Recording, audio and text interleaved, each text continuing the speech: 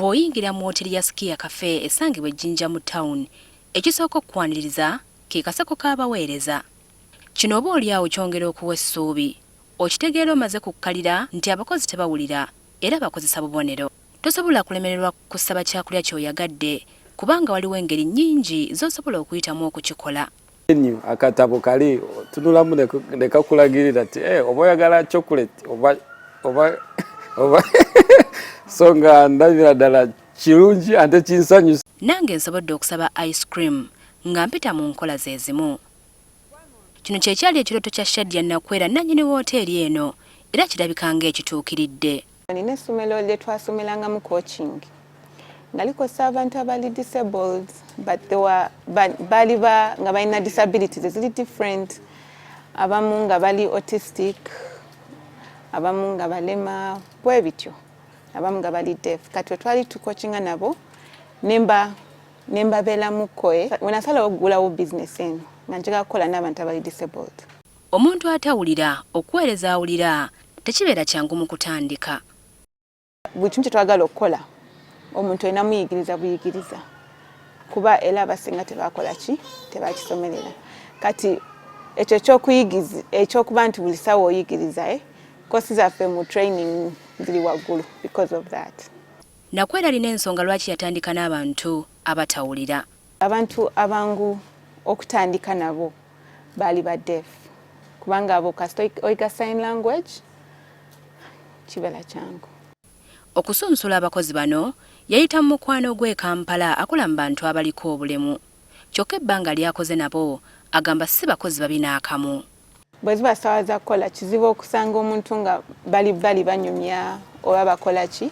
N'ekirala kizibu okusanga nga oba beeyogerako ne babalawo okutakkaanya kubanga ono yagambye kino ono yagambye kino. Emirundi egisinga badefu bali open. Kati ebbanga lya myezi 6 gyokka naye gy'alaga alabayo.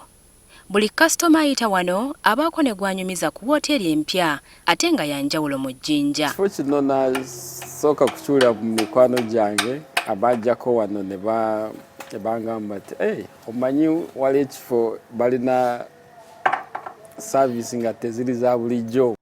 Bakasitoma abamu be tusobodde okwogerako nabo boogedde ku buweereza obuliwo. Balina that smile ate ne wokola order ne womuyita kale nga oba abadde akola kasitoma omulala tasobola okutambula butambuzi n'agenda bugenzi era akulaga sayini nti bambi ndi bize naye nkomawo.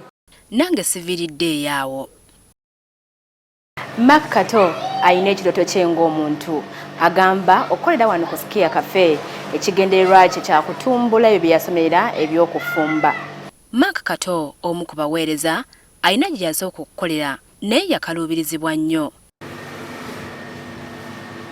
Munyonyo bwe nali nkola nga weyita nafunamu obuzibu kale mu mulimu.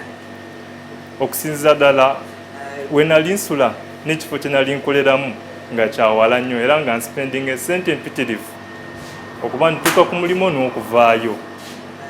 Still ne management yali nnungi nnyo kale nafunamu obuzibu nabo oluusi tebantegeera kwe kugezaawo ne ngamba kambiveeko. Abasosola okukozesa abantu abaliko obulemu agamba balina ekyenjawulo kye basubwa. Bakozesa abantu abali disabled kubanga bali very hard working ate bali loyal. Obuntu bulamu lwe lulimi omuntu atawulira lwasobola okuwulira n'oyo atalaba lwasobola okulaba. Kato ne banne baakola nabo wano beeyagalirawo nnyo kubanga balinga abali awaka. Sandra Nakiwala, NTV Akawungezi. Thank you. Welcome.